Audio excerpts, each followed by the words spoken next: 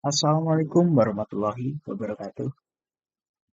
Pada kesempatan kali ini, saya akan mempresentasikan materi saya yang berjudul tentang membedah hubungan logika mistika dengan kerangka berpikir Hodge and Lodge. Pertama-tama, kita mempelajari dulu apa itu logika mistika.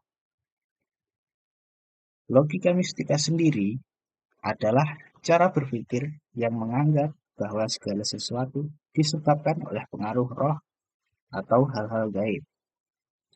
Hal ini tidak bisa dibuktikan secara empiris dan kebenarannya. Istilah ini pertama kali diperkenalkan oleh Tan Malaka dalam bukunya yang berjudul Mandilok. Dalam konteks ini, kita mendapati banyak contoh di mana logika mistika digunakan untuk menjelaskan fenomena di luar akal sehat.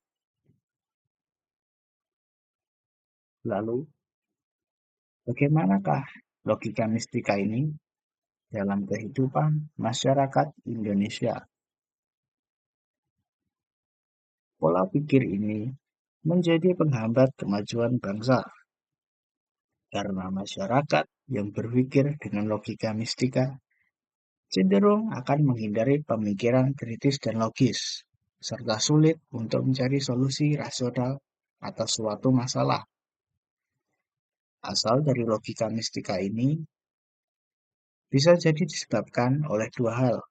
Yang pertama adalah berkembangnya animisme dan dinamisme sebagai kepercayaan awal yang masuk ke Indonesia. Tidak dapat dimungkiri bahwa penghambaan kepada roh dan memberikan sesajen dengan harapan masalah dapat selesai masih ada hingga saat ini. Bahkan, hal tersebut masih lestari di pedesaan. Lalu kita beranjak kepada kesalahan-kesalahan dalam logika mistika. Ada 3 poin hal atau kesalahan dalam logika mistika ini. Yang pertama adalah ambiguitas dan ketidakjelasan. Salah satu kesalahan utama dalam logika mistika ini adalah ambiguitas dan ketidakjelasan dalam interpretasi pengalaman mistik. Ketika pengalaman spiritual disampaikan dalam bahasa simbolis tanpa penjelasan yang jelas, ini berpotensi menyebabkan misunderstanding atau kesalahpahaman. Yang kedua adalah pengabaian empirisme. Kesalahan lain adalah pengabaian prinsip empirisme, yaitu pemahaman bahwa pengetahuan luas atau pengetahuan harus dibangun di atas bukti dan pengalaman yang dapat diuji. Logika mistika ini seringkali mengandalkan pada pengalaman subjektif tanpa ada dasar yang jelas, sehingga menciptakan ilusi kebenaran. Dan yang terakhir adalah generalisasi berlebihan. Logika mistika sering berujung pada generalisasi berlebihan, di mana suatu pengalaman mistik individual digunakan untuk membuat klaim yang luas dan universal, tanpa adanya pengujian empiris. Masih logika ini berpotensi menimbulkan kekeliruan dalam memahami fenomena yang lebih luas. Menariknya, logika mistika ini sangat terhubung dengan kerangka berpikir seseorang. Kerangka berpikir seseorang itu ada dua. Yang pertama ada LOD atau Low Order Thinking Skills dan HOTS, Higher Order Thinking Skills. Menariknya, logika mistika ini cenderung beroperasi pada tingkat LODS atau Low Order Thinking Skills, khususnya pada kemampuan mengingat atau memahami informasi yang diterima tanpa kritik.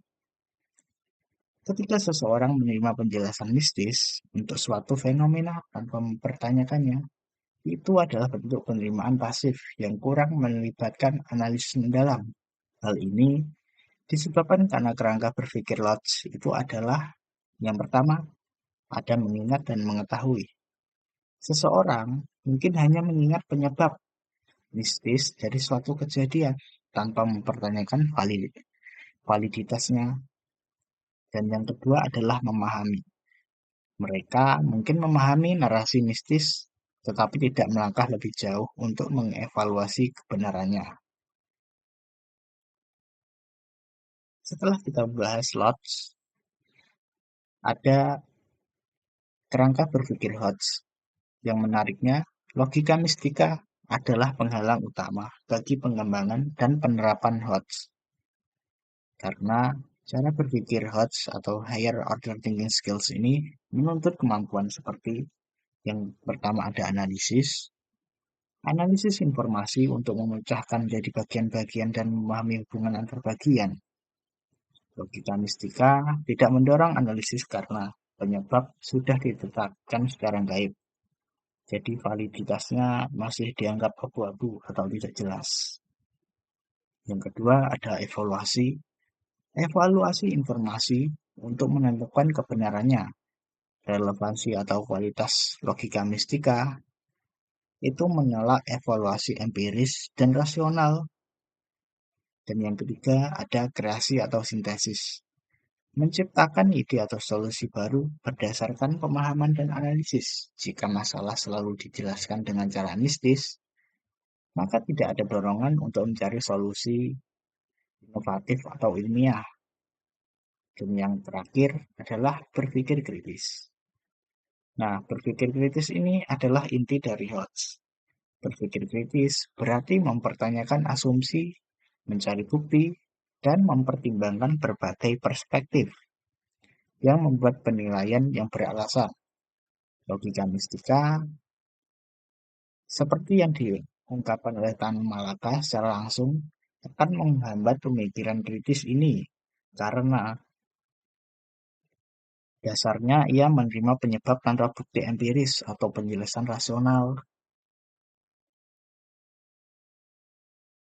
Nah, selanjutnya kita akan membahas konteks Hodge and Lodge dalam pembantahan logika mistika.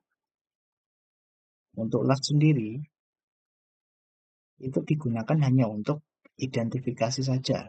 Jadi, seseorang perlu menggunakan Lodge untuk sekedar mengenali atau mengidentifikasi adanya pemikiran logika mistika. Misalnya, oh Allah, itu adalah contoh penjelasan mistis tentang suatu fenomena. Nah, seperti itu adalah kerangka berpikir Lodge untuk membantah logika mistika. Jadi hanya perlu untuk mengidentifikasi saja. Nah, jika untuk Hodge, untuk tingkatan yang lebih tinggi adalah untuk menganalisis dan mengatasi. Untuk mengatasi logika mistika, seseorang diharuskan memahami Hodge atau higher order thinking skill. Ini melibatkan analisis klaim mistis, membedah argumen atau narasi mistis untuk melihat bagian-bagiannya. Yang kedua, mengevaluasi bukti, mencari apakah ada bukti empiris yang mendukung klaim mistis tersebut. Karena biasanya evaluasi bukti tersebut itu tidak ada. Dan yang ketiga, menerapkan penalaran ilmiah. Mencari penjelasan alternatif yang lebih rasional dan dapat dibuktikan secara ilmiah atau logis. Dan yang terakhir adalah menarik atau membuat kesimpulan berdasarkan buktinya. Hal ini juga termasuk menolak klaim mistis jika tidak ada dukungan rasional atau empirisnya. Itu adalah hal yang ditekankan dalam HOTS atau Higher Order Thinking Skills. Nah, maka kita akan berlanjut ke kesimpulan dari materi ini. Kesimpulan yang pertama adalah logika mistika berada pada ranah Lodge atau Lower Order Thinking Skills. Dan pola pikir logika mistika ini menghambat kerangka berpikir Hodge atau Higher Order Thinking Skill. Poin yang kedua, ternyata Hodge diperlukan untuk mengidentifikasi dan mengatasi logika mistika, untuk mengenali dan kemudian membongkar pemikiran logika mistika. Seseorang perlu mengaktifkan keterampilan berpikir tingkat tinggi. Dan yang terakhir, pengembangan HOTS itu penting untuk kemajuan dan rasionalitas. Dengan mengembangkan kerangka berpikir HOTS, individu akan lebih mampu untuk tidak terjebak dalam penjelasan mistis yang menghambat pencarian solusi rasional dan inovatif terhadap masalah.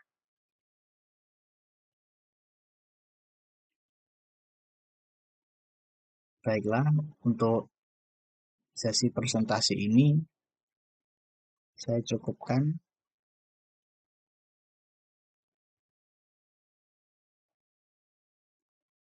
Baiklah, untuk sesi presentasi materi kali ini saya cukupkan saja.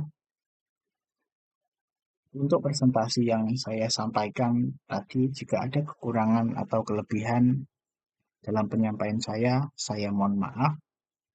Terima kasih telah menonton video ini.